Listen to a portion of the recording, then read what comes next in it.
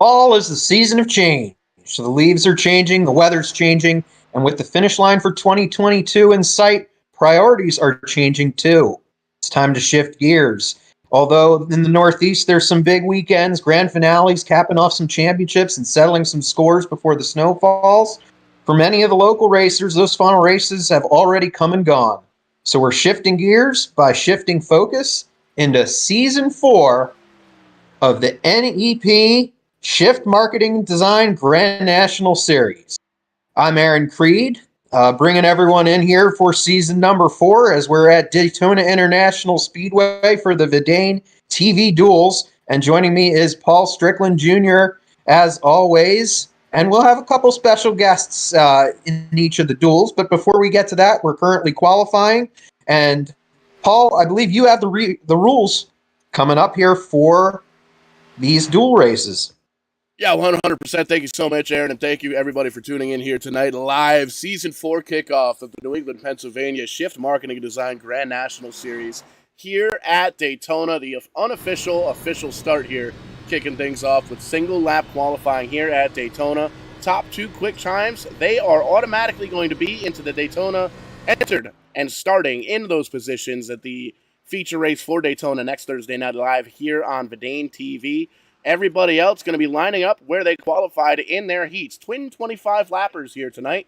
Evens on heat race number 1, and the odds out in heat race number 2. 25 laps each of those races. 4 tire change mandatory before lap 12, and the top 10 in each of these duels gets points added up for the championship hunt. So the winner's going to get 10 points, second place 9, and all the way back to 1.410. So these drivers know that you got to start points racing early, and what better way to do it than kicking it off here live on VidaneTV. And Aaron, you made mention, going to have some special guests in here tonight. Kyle Young going to be joining us here in one of the heat races for commentary, whichever one he's not in, and we'll get all that figured out here. And Kyle, I think you got your still headset on here. Are you still out on track qualifying? No, Paul, we just wrapped up here, so kind of in limbo here to see exactly what's going to go on. But yeah, a bit of a double. I can't even tell you the last time it's been since I've been in a VidaneTV announcer's booth, but it's pretty cool to be back, and it's also going to be pretty cool to get in this race car and do this at the same time. Well, not the same time, but in the same night. You know what I mean? Yeah, it's always great to have you up here on VidaneTV as a spectator, as a commentator, as a competitor, and as a friend. It's great to have you here. You're gonna have to work your way up towards the front. Work at P17 right now, but Kyle, we've seen you go fast real quick here in these super speedway races for sure. But getting everything wrapped up here with qualifying, just about 20 seconds or so left, and you can see all the drivers there on the left-hand side of your screen. And you may notice I sound a little bit hoarse here tonight. Pretty sure I'm battling strep throat, so as the night goes on, I'll be getting much, much quieter, and these guys will be able to pick up where I left off, entertaining the masses here tonight. And man, Aaron, I'm excited. I'm pumped. We were checking out some theme songs here before the race. We finally picked one up here. Ryan Salvatore from RSal TV, final casting vote on that theme song. Pumped up, man. The energy's flowing here for its NEPs night in America. Finally, after how many months? I know it's been a while, and RSal TV always bringing the great presentation for whether it's highlights or kind of hype videos or anything like that. He does a great job, and he did a good job in qualifying too. Looks like he's 11th fastest, and look how close everyone is in qualifying. That's Daytona for you, just thousandths apart pretty much, separating each driver in this qualifying order. So we're going to be in for something pretty wild here coming up in the dual races. Like you said, points are at a premium right from the get-go. You get points for finishing in the top 10 in these races. The top 2, they get locked in to first and second starting positions for next Thursday's feature race, but they must attempt to complete the dual races. And of course, like we said, points on the line, so I believe they can pick up some points still, even though they're going to be starting on the front row next week. Getting closer and closer to taking that green flag here for the very first time in Season 4. And again, thank you so much for tuning in on the VidaneTV Facebook. We're live on the NEP Facebook page as well. We're live on Twitch, Strictly94, and over on the VidaneTV YouTube page. Be sure to check all that stuff out. Check us out on social. We're going to try and be interactive, as interactive as we can here throughout the evening here tonight. So let us know where you're watching from, who you're rooting for, and what brought you here to VidaneTV here on a Thursday night to take a peek at a little NEPs action here. But if you take a look at it, that's going to be the lineup. I'm trying to get the lineup there on your screen here to kick things off in heat race number 1. And there you can see Ricker Uhouse. They're going to start P1 and P2 at Daytona next week. And as soon as we get these live buttons to work, looks like Ricker and Uhouse going to be starting heat race number 1 on the front row. Yeah, and the duel, and then we got a newcomer to the series, and you might have to help me with the pronunciation. It's Reagan Parent or Parent, and Cody LeBlanc starting 4th. We saw him come in kind of midway through last season. Then you got Dan Winter and Ryan Salvatore making up row 3. Michael Hopkins and Ryan Libby in row number 4. Libby was kind of the hard luck driver of last year. But look, all the way down in row 5, we got Corey Casagrande and Evan Bollier. And then row 6, Brandon Marhefka and Dylan Kopak. And going even further down the field here, there's Steve Daddio, Robert Shipp, brother of Brian Shipp, who we saw last season. He's starting in number 14 spot. Kyle Casagrande 15th. And we have a little notation there for 16th, our new race director. Tell us a little bit about that, Paul. Yeah, DJ's going to jump in and take over the race director details here tonight. I showed up to the track a little bit late, so I didn't get all the final annotations or the cliff notes of that particular driver's meeting. But DJ going to be doing a little bit of race control here this evening. He certainly is, and I guess we're getting ready for the pace laps. And Kyle, you're not in this one, so I guess you'll be joining us for the first one. And what ends up being the strategy for one of these kinds of dual races with points on the line and a short distance?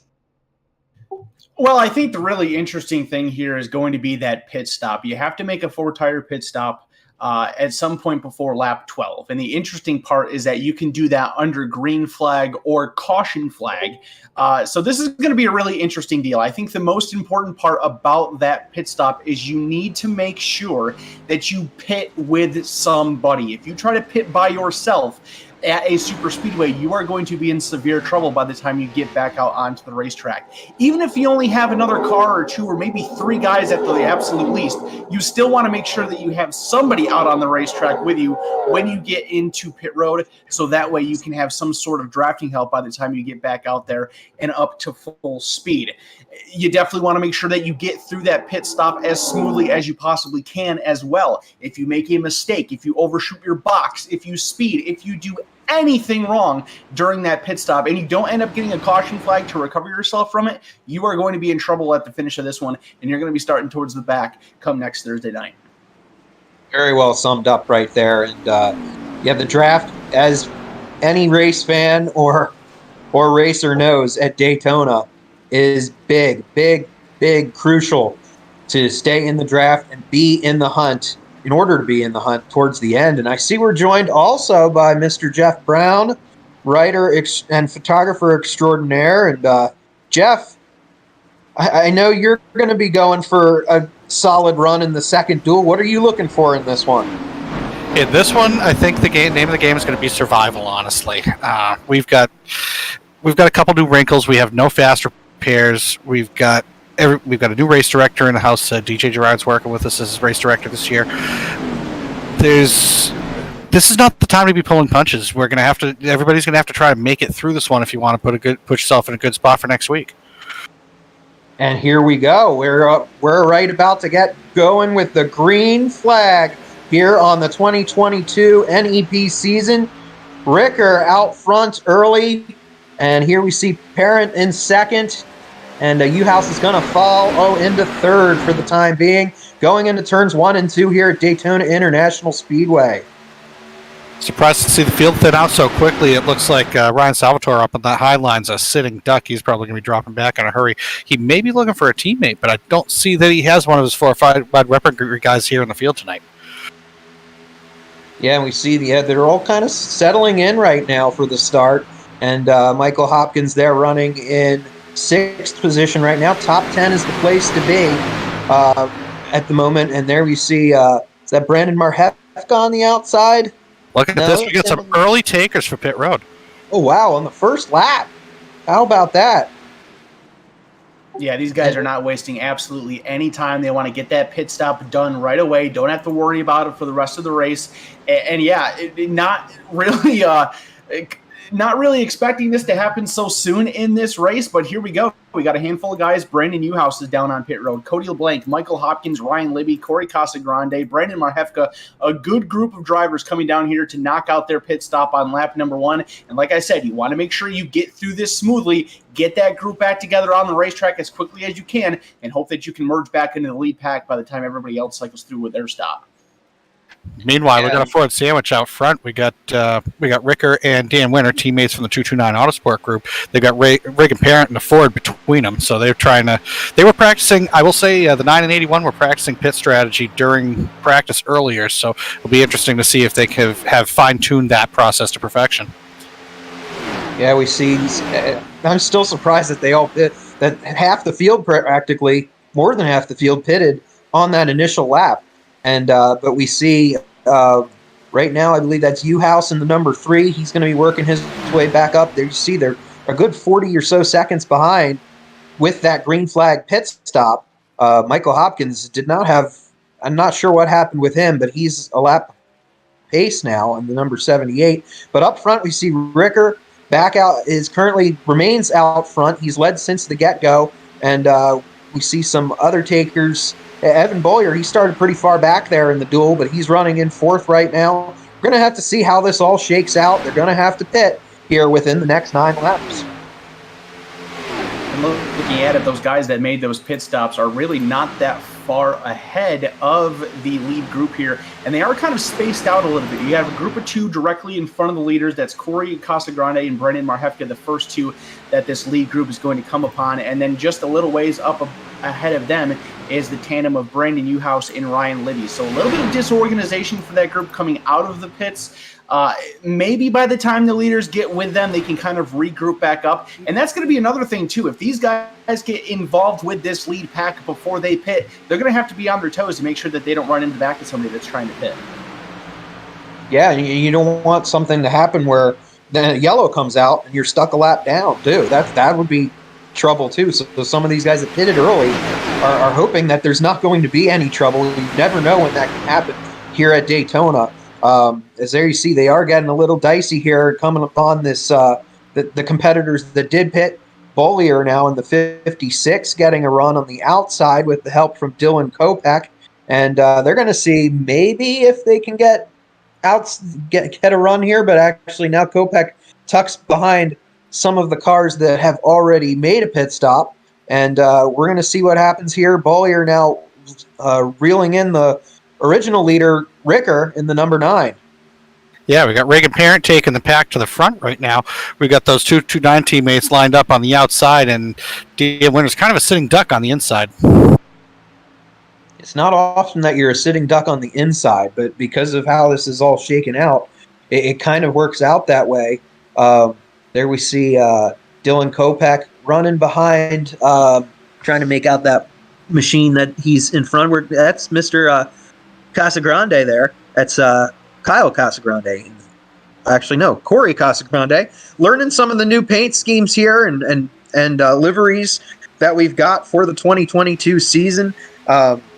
As you alluded to, Jeff, we had some teams, some new teams forming and everything. And do you think we're going to see some teamwork when it comes down to maybe not necessarily duels because we're kind of a split field here, but next Thursday when we get to the feature event?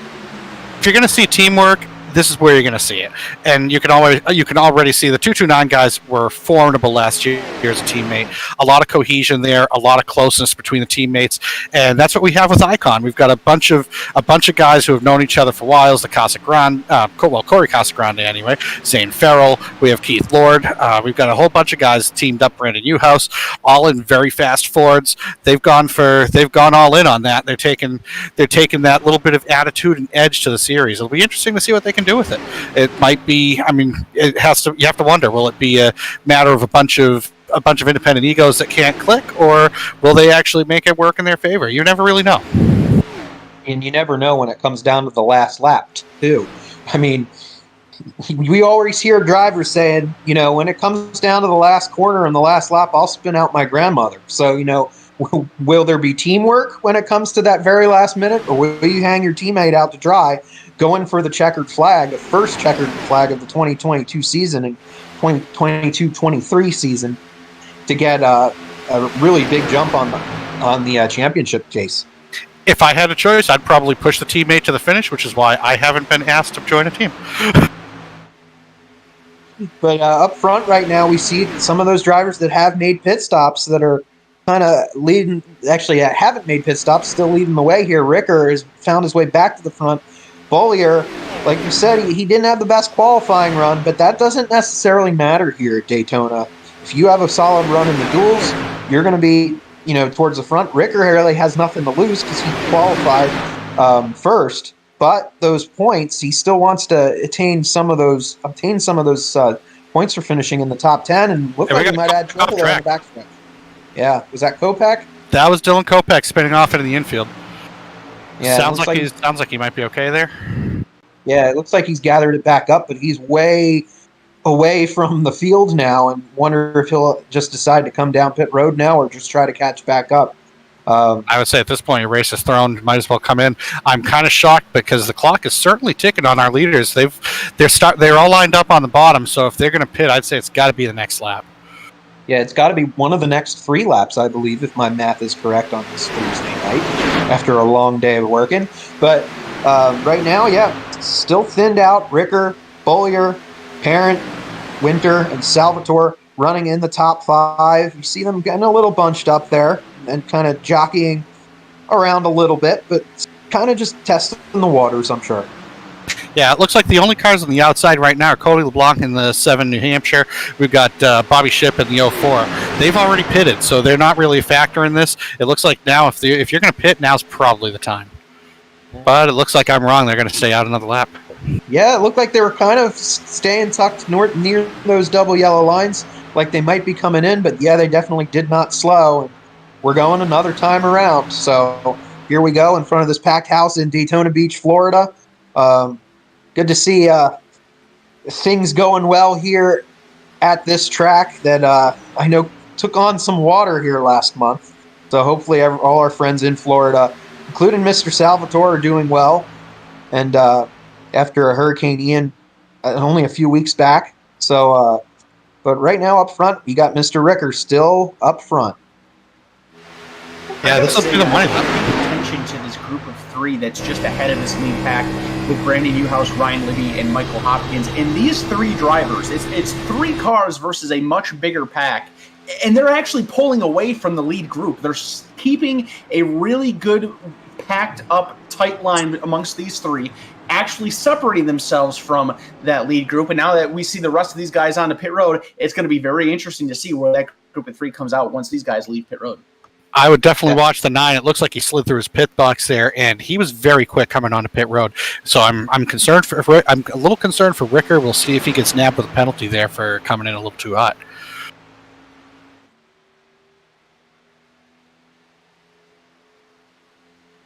And it looks like, is that Bollier first off the line? We got Bollier coming out first ahead of Reagan Parent. We got Dan Winter lining out 3rd, Sal in 4th.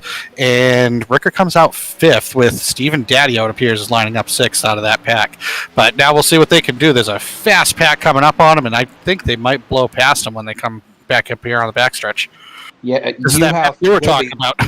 Yeah, Libby is pushing U-House, and look at that. They're just breezing by these competitors, and that might have been the move of the race there is these guys hooking up. Hopkins, we saw he's actually a lap down. He's a lap off the pace, but doing his part to help these top two competitors.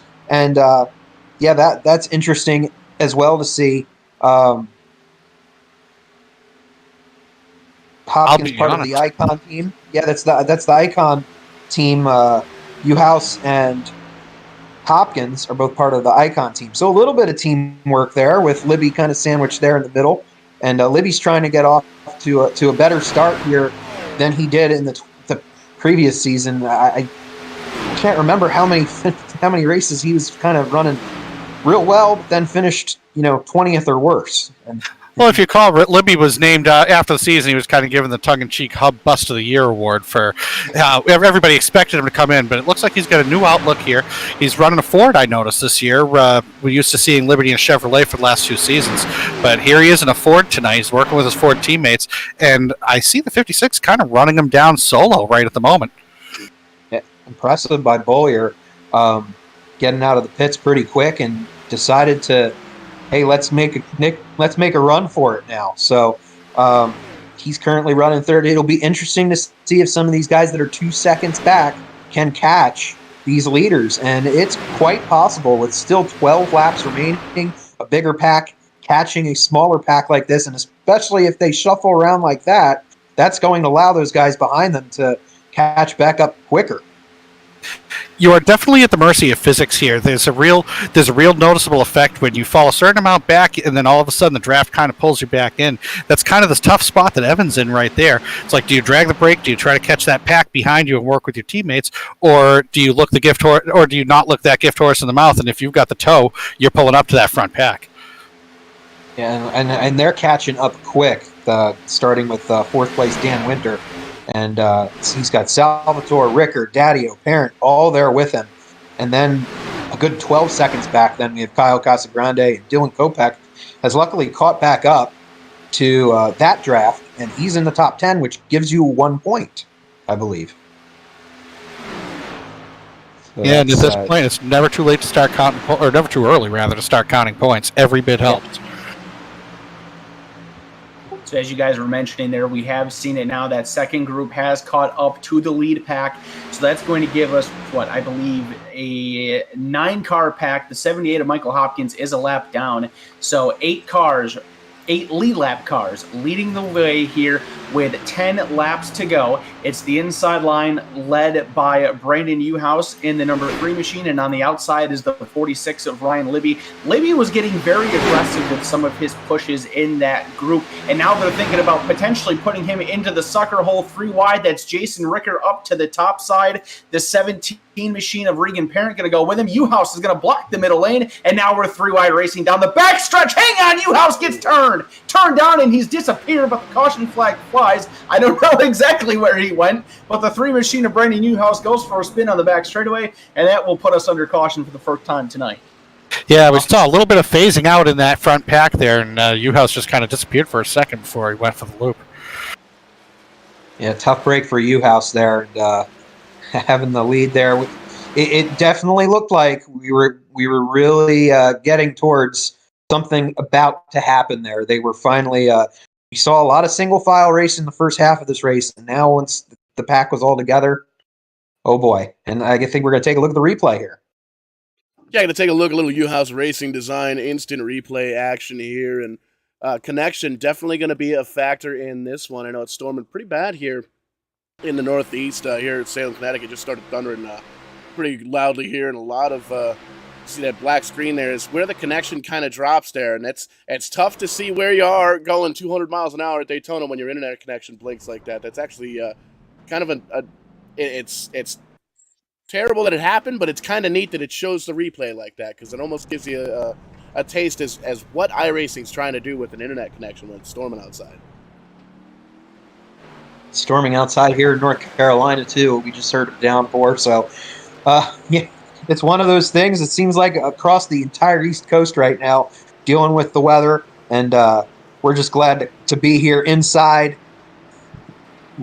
running race cars and talking about them right now as we run under yellow. Uhouse looks like he's going to come in to the pits, see what they can do with the number 3.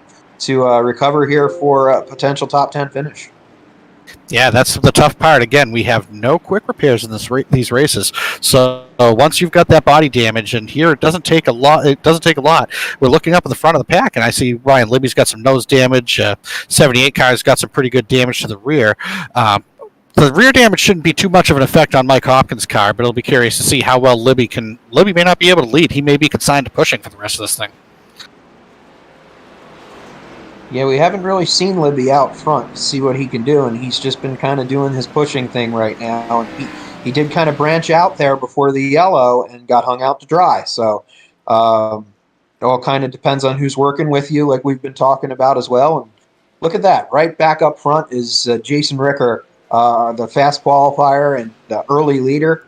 Can he hold on here against the relative NEP newcomer Reagan Parent in second spot? Ryan Libby third. Evan Bollier has been running stellar this whole race so far in fourth. And Dan Winter quietly there in the number 81 in fifth. We have, looks like at least 11 cars on the lead lap. Brendan Newhouse and Bobby Chip currently in the pits. Corey Casagrande, I think, came in as well. But yeah, actually, we might have everyone except Mike Hopkins on the lead lap. Yeah, Corey got waved around as a free pass car. Just to give a shout out to Reagan Parent, one of our few newcomers this year. And Reagan actually joined the league last year. He was one of our on-time qualifiers for the Oxford 250. Raced his way into the big show. I want to say, I have to go back and look at the stats. I want to say he managed a fourth place finish in the feature. So I mean, he's raced with us in the past, and this is his full season debut. It'll be curious to see what Reagan can do with all of us here this year. Kind of looking forward to it. I know you're familiar with Regan Parent in the Northeast with his racing during the regular season. Actually, I'm going to date myself and admit that I know Regan does a lot more on Legends cars and so forth, and he does some spotting as well. I'm more familiar with his dad, and that's because I'm old. That's Ray Parent. Ray Parent. Well, sort of Ray Parent Sr., but yeah, Ray Parent the Elder, we'll call him. I guess it's a middle initial technicality there. Well, it looks like we're going to double up here and go green this time by. We'll have a 6-lap dash to the finish. And still got a little bit of time here. As we work the back stretch here. What's the goal here when you get to a short finish like this coming up? 6 laps left. Is it kind of going all out? Avoiding what might happen here. We got a smaller field, so you can't really necessarily say there's going to be a big one, but maybe anyone can be a big one, and that's the tough part. You know, do you gamble? Do you go? It's you have to hope. You have to hope, and it all depends who's the racers around you, who's the guys that you have to run with. It kind of dictates how you go. I've always been more of the hesitant one. I'll stay back in the pack, but there's a reason I brought my old Speedway car here, because I'm not expecting it to come home pretty in time for next week's race. It's going to get rebodied. It's going to get rewrapped. Things are going to happen. People are going to get desperate. It's going to be interesting to see what happens in the last couple laps. Here we go. Pace truck about to pull back down. Only the only yellow we've had in this 25-lap event, and we're going to come back around and have 6 laps of racing. Can we stay green? We got some hanging back. Corey Casagrande hanging well back there, but Jason Ricker bringing the field somewhat slowly down to the green there. And now we're going to see, are someone like Parent going to try to get a run here with the help of Bollier? Or are they going to tuck into the inside? Looks like they're going to remain side by side going into turns 1 and 2 for the time being. Be interesting to see. I'm thinking your inside line is forming up there with a few more cars, so the 17 and 56 may be a sitting duck, but Bollier is probably going to duck out and try to hook up with his teammates there, I would expect.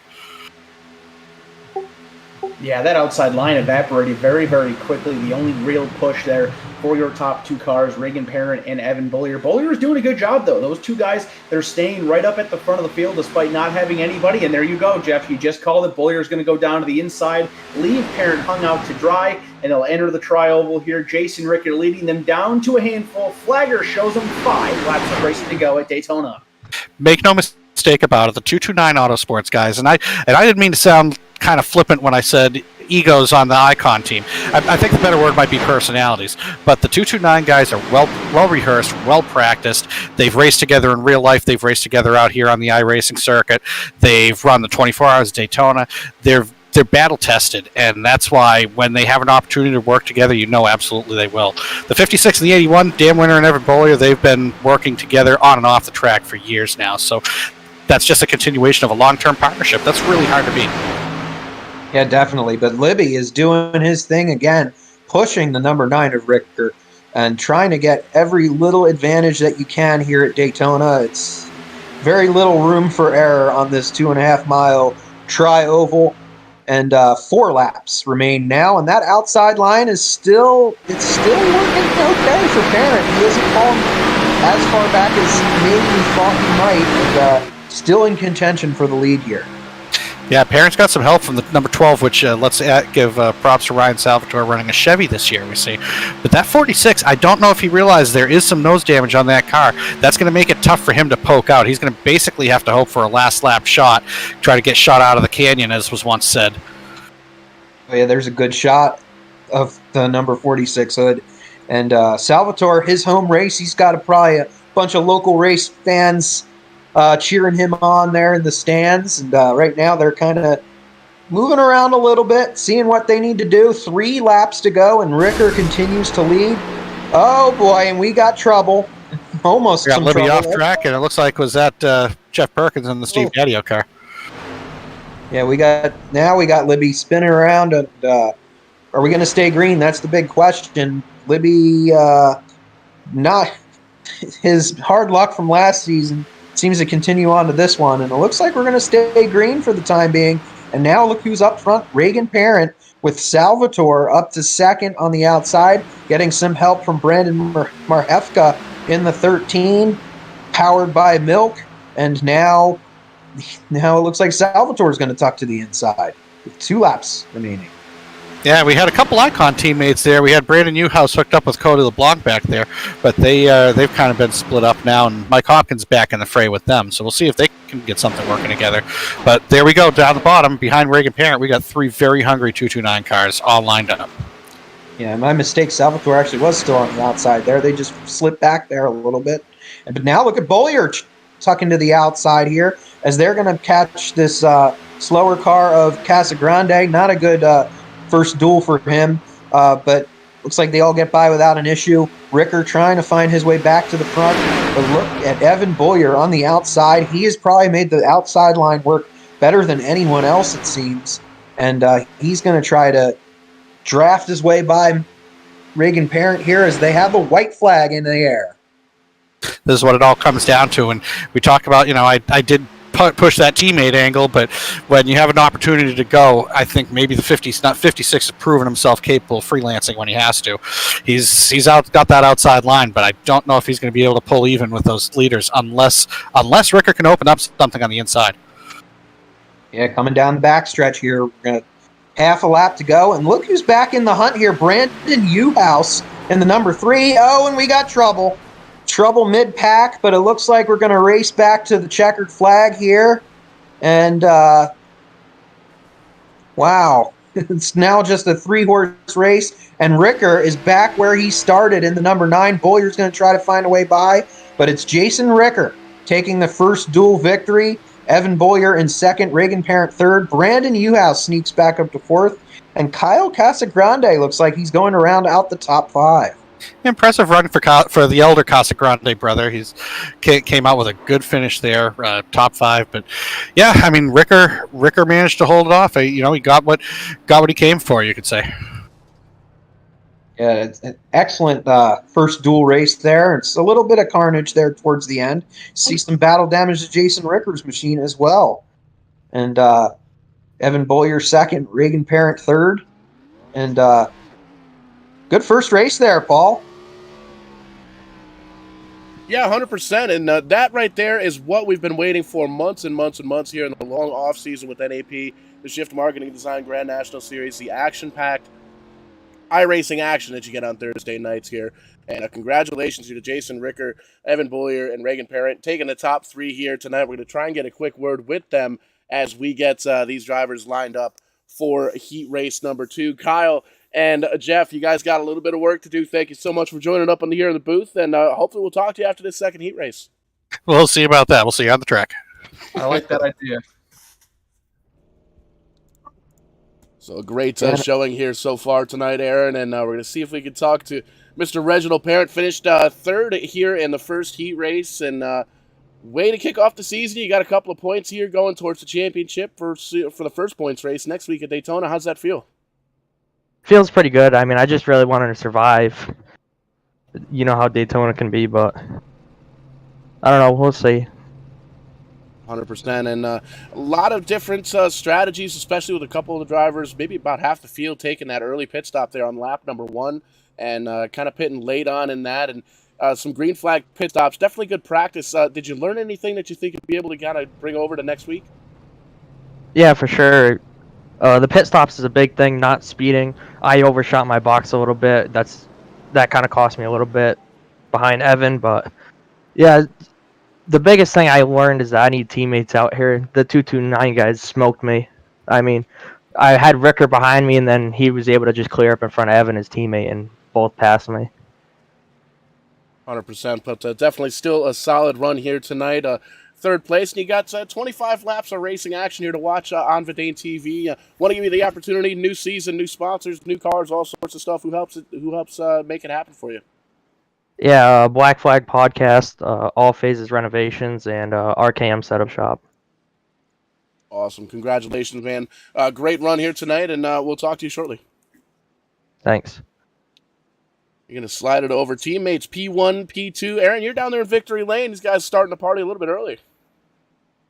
Oh, yeah, Jason Ricker, that was quite a run today, and started off with the fast qualifier, and really had nothing to lose really in that dual race except obtaining some points, and it all worked out for you almost from beginning to end there. Yeah, all my other 229 teammates really worked good with me today, and the ones that weren't racing, John and Brent, really helped out what lanes we should be in and pulling strategy and stuff, and hopefully getting me ready to do it all by myself in a week.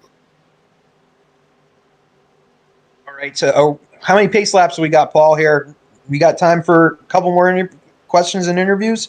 We got all the time that we need. I believe we're delaying the start. All right. So, maybe Jason... nope, just kidding. Green flag. But we can wrap up your solid run here tonight, and we'll catch up with you after the second heat race. No problem. All right, so we're already underway here with the second heat dual race, and that's Keith Lord that started out front in this one. And we already got them wrecking here in the second duel. I believe that's Johnny Miller. We got Brian Shipp. Heavy damage to the number 6. And we're joined also by Brandon Uhouse, I see. And Brandon's solid run there in the first duel, which was kind of clean compared to this one already. Yeah, no kidding. We kind of took an over-under bet on this. Not an NEP bet, but there's an orange car out there that already caused the wreck, and that was probably maybe part of the bet. Don't know. Just saying. Yeah, they're getting all mixed up here as we look at the Wardy Designs replay, and quite a few cars involved there. Jeff Brown, we was talking in the first race about trying to stay out of trouble a little bit, kind of hanging back, but that didn't work out for him in this one. And I believe also Billy Rebar, the general manager and promoter of Jennerstown Speedway, was involved there. He's subbing for Jared Adams tonight, and I believe he was one of the cars involved as well. So looks like we're going to re-rack them here for a restart here shortly, and Keith Lord is going to try to stay out front. Didn't really get a chance to give the lineup, but as you can see right now in second is the three-time defending champion John Peters, and Dale Glessner is going to restart in third with Ryan Messer fourth, Zane Farrell fifth, Scott McDonald sixth, Kenny Kibbe, Kyle Young, who we heard from in the first race, Brent Roy, and Austin Belke rounding out the top 10 for the eventual restart here. So most of these drivers got a chance to watch that first duel, and is there anything that they can take from watching you guys run, Brandon, that they can take into this one? I think so. We had a little bit of a strategy call right off the first jump there. Pit early and then get linked up. Fortunately, I had Libby behind me, pushed me well out in front of the field, so it worked out pretty well. And I just think keep it clean to the last couple laps. That was pretty much the big ticket. Yeah. And here we have pit stops. It looks like everyone came down pit road. So a little bit different strategy there from the first race, where we saw half the field come down on the first lap and then half the field kind of wait until about when they had to pit. So this is pretty much all we're going to see with pit stops for the most part, unless something else happens. And it looks like Mr. John Peters might have came out at the front, and he's always hard to beat. And at a place like Daytona, that he's going to be hard to beat once again. Yeah, John's strong. John's very strong here. And honestly, a lot of the 229 guys were really strong in that first race, so I'd expect them to be up there too. But I'm not gonna bash our icon guys, because I know they'll be up there too. So. Well, yeah, you weren't too bad yourself there. When after the pit stop cycled around, it seemed like you guys might have had, you and Libby might have had the winning strategy there, and then kind of mayhem happened. But you were able to sneak back up there for a fourth in the end. Yeah, good run for the YRD Virtual Ford. It's my first time running a Ford, so I'm excited for that, and I'm just thankful to be in the league and having fun with the guys. It's been a long off season and ready to get rocking and rolling again. Absolutely, and here we see some other competitors: Kenny Kibbe from Muskegon, Michigan, Austin Belke from Warren, Michigan. The Michigan Racers, they're currently inside the top 10. Charles Lewandowski, he's going to be trying to get back into the top 10 here as we kind of straighten things out here to go back to green. Lewandowski's missing a hood there already. So a lot of rebodying going to be happening between tonight and next Thursday, when we run the first feature event of the season, as this field is doubling back up. John Peters and Keith Lord will be on the front row. Ryan Messer and Zane Farrell make up row number 2. Brent Roy and Kyle Young, it looks like, Scott McDonald will make up row number 3 as we get ready to go back to green here shortly. Going to be working the back stretch here first. But we see a few cars already in the pits, and I don't know if they're going to be coming back out. So then we see a lot of damage repair going on. There's rebars number 43. Really cool paint scheme there with the kind of Kodak throwback, and that fits Daytona very well. The Adams photo and film number 43. And we saw that Kodak kind of paint scheme win quite a few times in the past at Daytona back in the day. And but back up front here, we see John Peters and in the GNG's gift number 09, and Keith Lord in the Lord Spotting Services number 17. They're going to be doing their thing here very shortly as we get ready to go back to green. A 229 and an icon on the front row as the pace truck is going to get ready to pull back in here. And hopefully we can have some green flag laps of racing here for the final, much of the final 22 laps, if not all of it. And Peters gets a great restart in the 09. Messer's going to follow him on the inside line as we head into turn number 1. Looks like they're trying to link up here. It looks like it's a little bit more calmer than what we had there at the end. So hopefully these guys learn their lesson and they're not going to try to push it further than they need to. Yeah, less cars now in the front pack. Looks like we got 12 cars still running in this front pack. Rebar's still on the track, but as a lap down, Johnny Miller and Jeff Brown behind the wall. As we see up front, Peters is leading the way with help from Messer. Messer doing pushing now that we kind of saw Libby do in the first race. And we'll see if Ryan Messer can continue to find his way towards the front, as he's got Brent Roy now on his tail. The two Maritime Canada racers going to do their thing to try to get up towards the front and overtake John Peters. And but on the outside, we got Keith Lord still trying to hang in there in the number 17 with help from Kyle Young and Dale Glessner. And now we're going to see some shuffling, or as we say that, as Brent Roy, for a moment, kind of tucked out, and now he's going to file back in. in the number 10, or the number 26, my fault there. And actually, that's not Kyle Young that's behind Keith Lord. Trying to make out which car that is. That is Zany. Zane's Oh, having Zany. technical See, now, difficulties. yeah, I'm so used to seeing Zane with all the pink on his race car, so I was not really.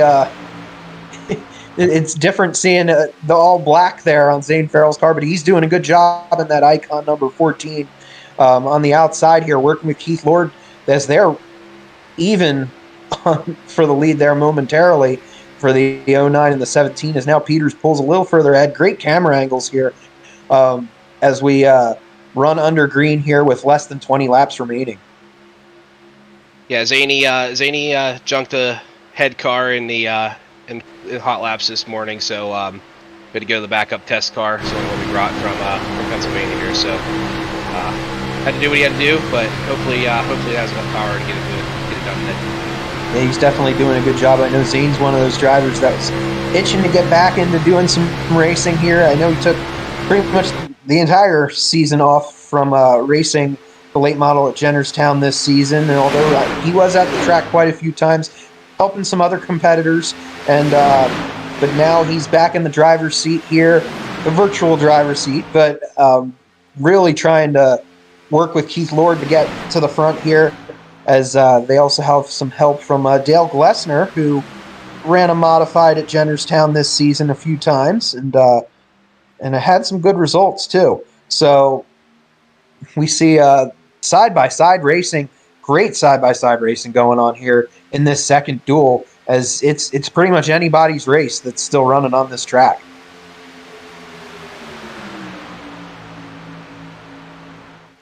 And we see it was Lord that was leading at the line that time by.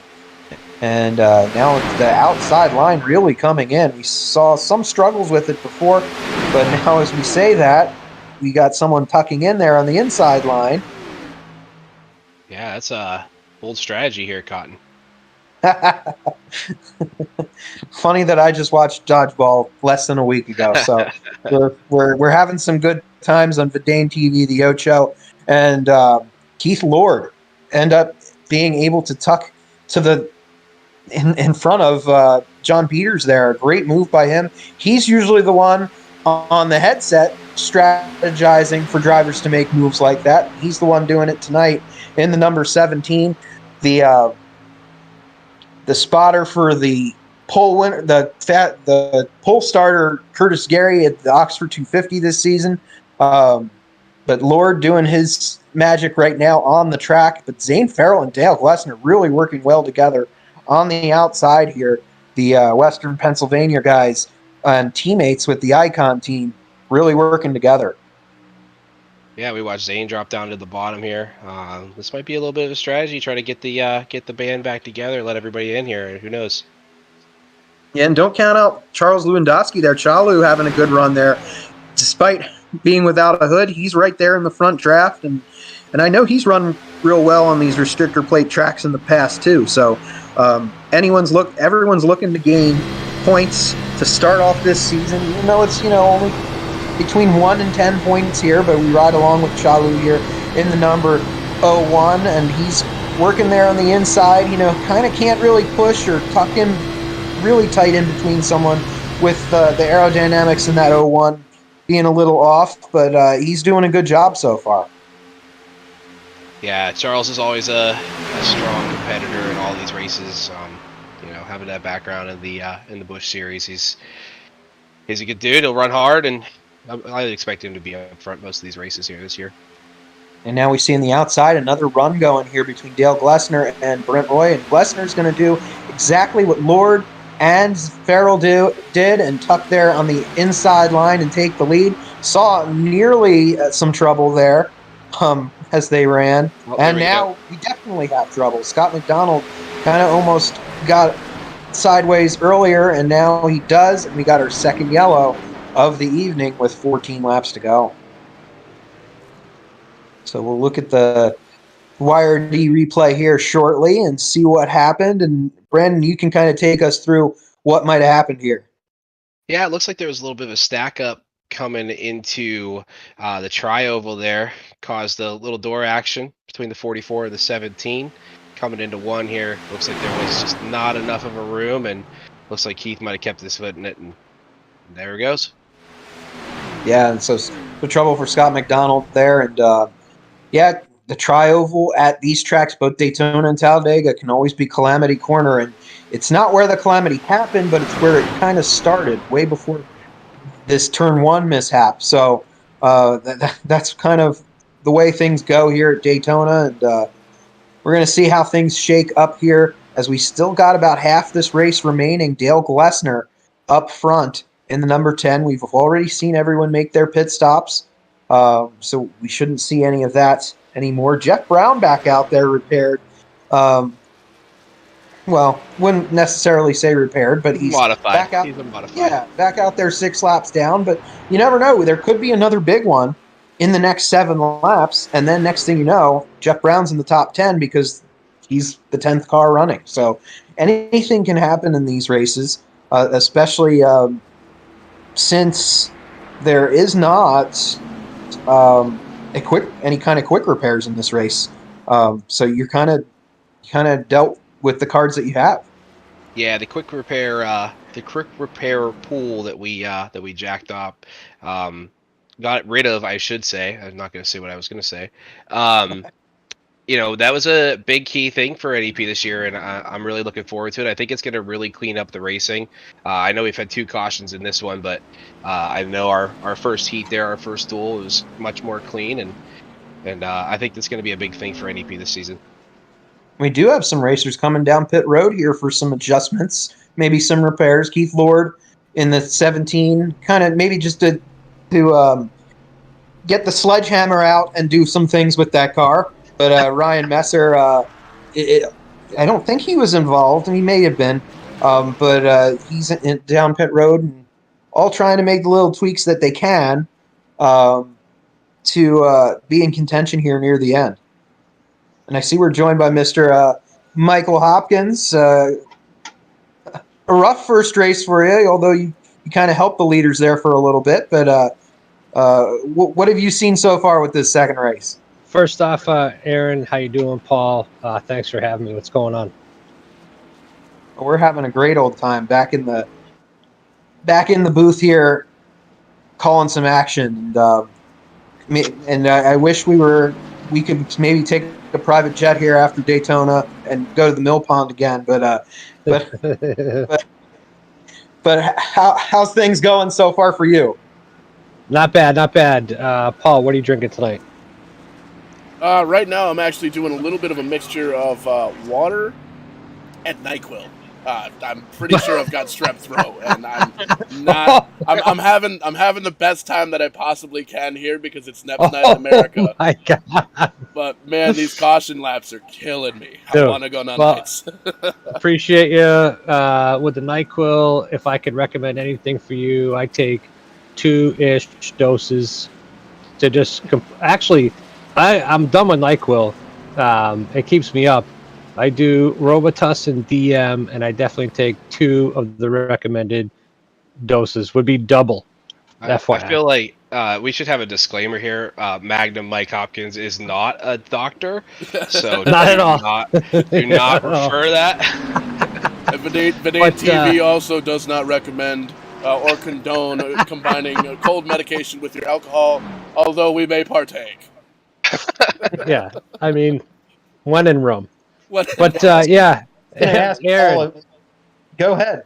Yeah, I'm on video. I don't know if you guys can see this. Nobody needs to see that, Mike. To answer, my dog's joining me. But to answer your question, my night went absolutely terribly for me because I spent on pit road, and I tried to get aggressive, and that's what happened. And then I ran into Brandon. So not a good night. Took me off the lead. Yeah. Good. Yep. For sure. The duels are a good time to get that out of the way, though. I'm sure for this major start of the season. 100%. My plan. I have another monitor ready to go, and I just haven't fabricated a mount for it. So I bought a snowmobile instead, and that took precedent. So might hurt me a little bit in NEP. Well, we'll see what happens as we're going to get ready to go back to green with a 10-lap dash to the finish here. It's going to be Dale Glessner and Zane Farrell on the front row with Brent Roy and John Peters in row number 2. I don't think we've seen the end of John Peters yet. Charles Lewandowski up to 5th as the green flag comes out. Bit of a kind of spread out restart there, but I'm sure we're going to see them get bunched up here into turn 1 once again. Yeah, it looks like everyone's trying to get around Chalu right now. Doesn't look like anybody wants to push him. Looks like Kenny Kibbe and Messer and Belky are trying to take a little bit of a cooler, calm approach. So, see what's going on here.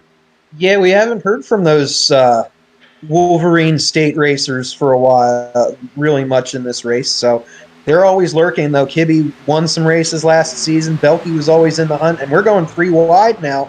Kyle Young getting hung out to dry toward the front. And John Peters going back to the front. And as I say that, though, Zane Farrell is not giving up there on the outside. Yeah, Chalu, no hood, trying to push Zane to the front here. I think he's going to make it happen.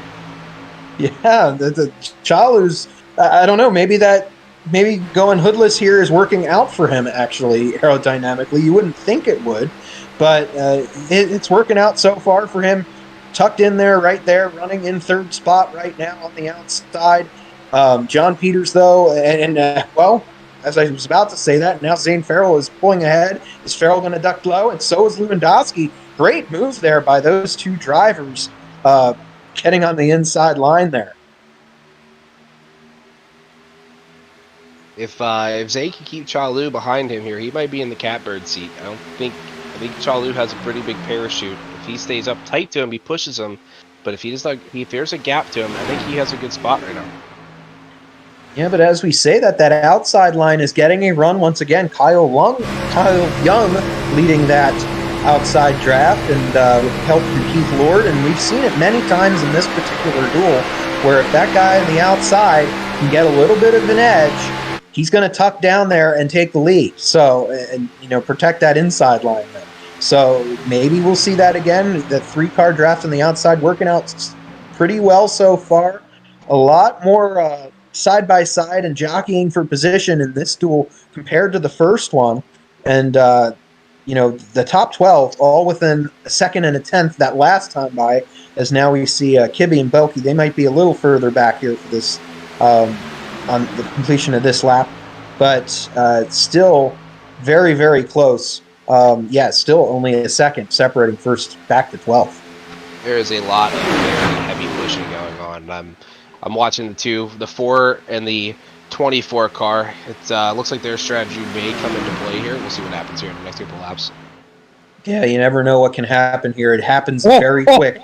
Chalu, yeah, exactly. Chalu, very aggressive.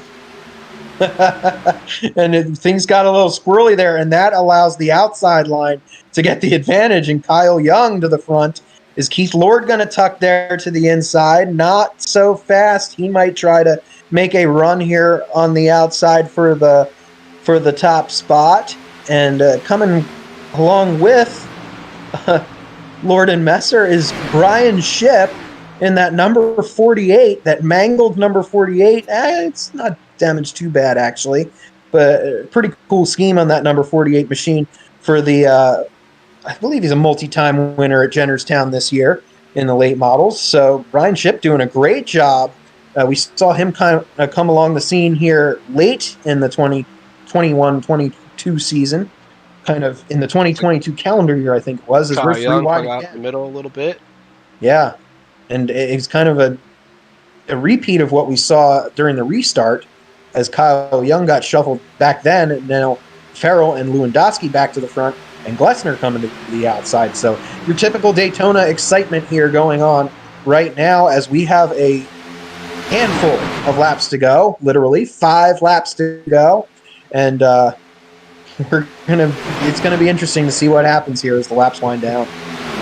Weapon status for the 93 of Kyle Young and the 1 of Ryan Messer for sure. That was pretty messy. And I'll tell you, Zane just held it down on the bottom. Oh, we got a wreck on the backstretch. Brent Roy, no surprise. Roy. Yeah. And there's Belky Belky hung back and still gets involved. So that's the thing about these restrictor plate racetracks is you can hang back all you want, and it still might come out and bite you. So we had looks like Ship, Belky, Brent Roy were involved, and then looked like it was between Ship and Roy as we take a look at the replay.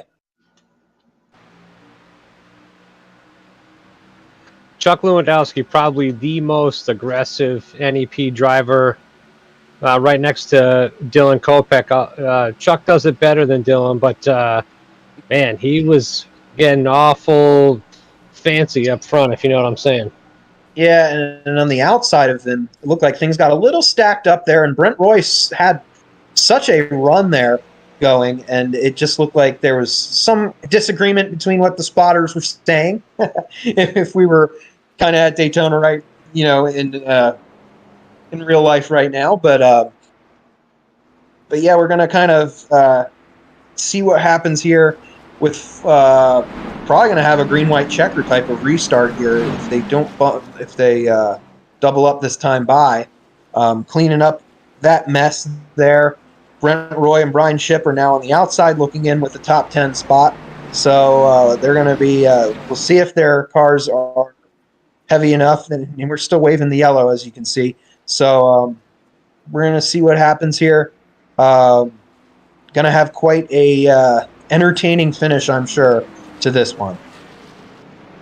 Definitely going to be a shootout. You're going to have Dale Glessner, Zane Farrell, Cha Lu, all lined up here on the bottom. I could expect them to get rolling here pretty quick, so we'll see how that plays out too.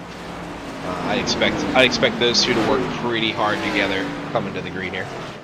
Yeah, Brandon, I don't expect Kyle Young or Messer to pull anything together on the outside line, to be honest. We got to be honest around here in NEP, and Dale and Zane for sure have the upper hand here on the bottom with Cha Lu pushing. Yeah, so with being honest about that, what does John Peters do here on the outside of row 3? You know he's always in a threat for the win here, but you don't want to get boxed in on the restart, do you? No, I expect Ryan Messer here to try to ship out Mr. Young, get him hung high and wide, and then those two are going to start digging on the outside. That's my play on this one.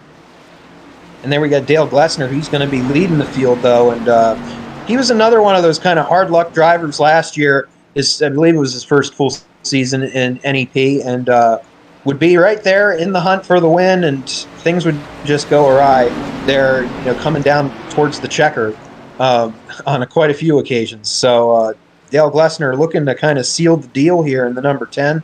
He's just going to have to keep it glued to the inside, isn't he? Yes, definitely. We call Dale the forever bridesmaid as we come to green here. So, I mean, Dale's a stud. I expect him to get it done. So, yeah, let's see what happens here. We got about a dozen cars here in the hunt. Brian Ship looks like he's pulled behind the wall. Billy Rebar's still sitting there in 11th lap off the pace, but, if something happens here on these closing laps, which it might, as you see the field kind of got into single file there pretty quickly. Kyle Young was able to tuck in there in the 3rd spot, and now it's Ryan Messer and John Peters kind of struggling on the outside trying to find a run here. There's no way Cha Lu lets that go. There's no way. That's exactly what I was going to say. I was like, the real question is how aggressive does Cha Lu get here, and how can Kyle Young hang on to the car? Yeah, he's moving every bit, sideways there in that 01 car, and we've seen Scott McDonald there get a little squirrely on a couple occasions, part of that first yellow, and now interestingly, Kyle Young pulls to the outside and into the tri-oval, and I don't think that's going to work out to him. Another one of those bold strategies. Yeah, that might have been grave. You can only get your back bumper beat up so much by Cha Lu when you pull a move like that. He had to pull out. But way on the outside now, you see Ryan Messer and John Peters trying with all their might to find a way by Kyle Young, but the white flag is out, and they are kind of, out of luck, it seems here. like. Has some momentum. Yeah, and now Zane and Farrell peeking inside. Farrell and Lewandowski have worked together really well in this race, and Farrell's going to hang out his icon teammate there, it looks like. This could be a problem. This could be a problem. Team orders were not those. Yes, Yeah, team no, orders were that's- not those. Yeah, we're coming to the another wreck. Second, Zane Farrell's going to take the win. We got a flipper, Ryan Messer, flipping in the air for a wild finish to this And- second duel. Dale gets wrecked. Dale gets wrecked again. We may have a problem here with Team Icon. That's, Yeah, that was that was not what the text message said earlier today. not at all. Not at all. In fact, I think there was a text message that said, "I will blow my motor coming to the line to push a Team Icon member together." So, Well, we might have to ask Zane what happened there on that final lap as Farrell takes the win over Lewandowski. McDonald with a great third place finish. Kenny Kibbe sneaks up there for fourth. Keith Lord rounding out the top 5. John Peters, Kyle Young, Ryan Messer, Dale Glessner, and Austin Belkey round out the top 10. Nice job there, Zane, coming home with a win on the second duel. I will say that as a fellow Icon team member, I'm fairly certain we did not discuss your move at the end. Would you like to let us know what happened for the people at home? Well, me and Dale were talking all race, and he said, "Do what you got to do." So I said, "Screw it, I'm just going to take it." I didn't want to leave him hanging there, but I wanted to win. I knew he was locked in on the front row, so I wanted to win. So it was a good showing. that's a good point, Zane. Zany, I told the boys I owed you after jacking you up, so I wasn't leaving you. Love it, Charles. You're the best. I was staying behind Charles. I was staying on the bottom. The 17, for whatever reason, just like spinning me out this race.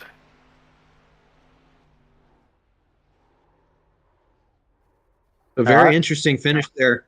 Charles, second place finish without a hood there. That's pretty wild right from the get-go for you. Yeah, I'm not sure what happened there at the beginning of the race. It's kind of foolish, but anyway, glad to help Zane with the win, and excited for next week. The sponsors you want to thank, we'll give you the first opportunity, and then we'll pass it over to Zane. Well, Charlie Performance for everything, Brembo, MSI Racing Products, Casagrande Cabinets, and and all the family for pumping me up for the race here. Well, we'll see you with a great starting spot for next week within the, I believe, I forget who started on the pole for this one, but I believe you'll be lining up 6th since the Lord was locked in. So a nice starting spot for next week, I'm sure. But you can't always count on that at Daytona when it comes to a longer distance event. Well, if I can get through lap 1 with my hood on, I'll be excited. So that's my main goal for next week. But yeah, look forward to it. All right, that's Chalu in second spot, and go over to Zane Farrell here. And Zane, take us through that. You kind of described already what you and Dale did, but take us through that, not just the last lap of the entire race. It was pretty nerve-wracking. Luckily, I had my two boys, Keith and Dale. We were really coming through the field, and we just kind of all worked together, and we were all around each other. It sucks that Chip got caught up in some stuff too and couldn't get up there with us. But me and Dale kind of just started talking, and he said, "Just do what you got to do to win the race." So I feel bad. I mean, he's locked in on the front row. I feel bad leaving him out to dry, but I took my chance. That's right. It was Dale that was locked in. My mistake. I thought I messed up and I said it was Keith Lord, but it was Dale that was locked in. So now with him starting second and you starting 4th next week, any strategy going into next Thursday's event? Oh yeah, me and him are going to be glued to each other the entire race, hopefully. All right. Sponsors, anyone else you'd like to thank? Well, currently I got no sponsors, but I'd like to thank Spencer Davis Motorsports coming on board for Daytona.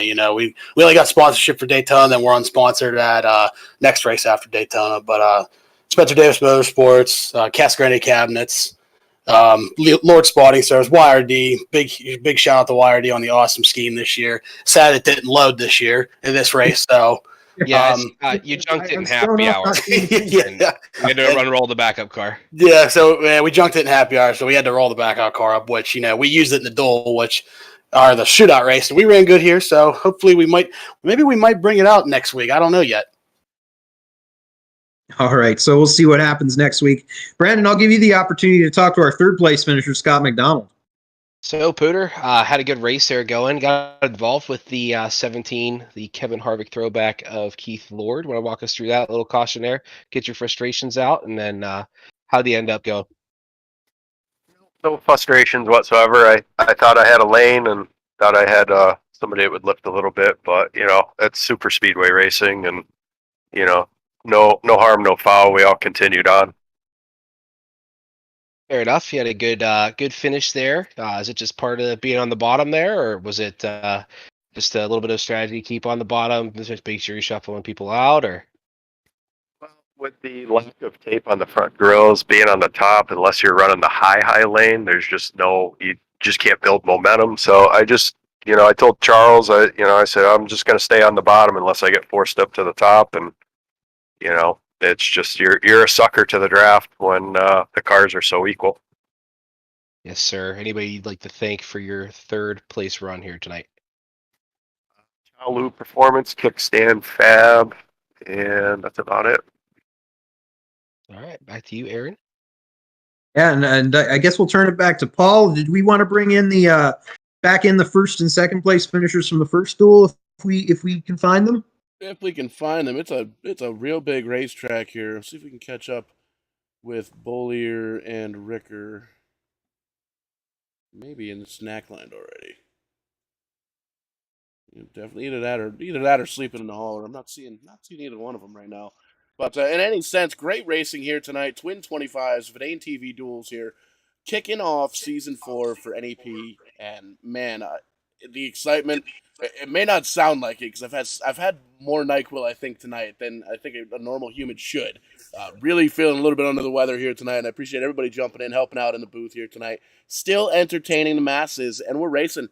iRacing has finally picked up. Wintertime, the fall time is here. Get your hooded sweatshirts. Vidane.net, VidaneTV merchandise, rent a race car, Angry Tree Guy. Might even throw a couple of NEP shirts in there. Who knows? Hats, all sorts of cool stuff. Get your merchandise, Vidane.net.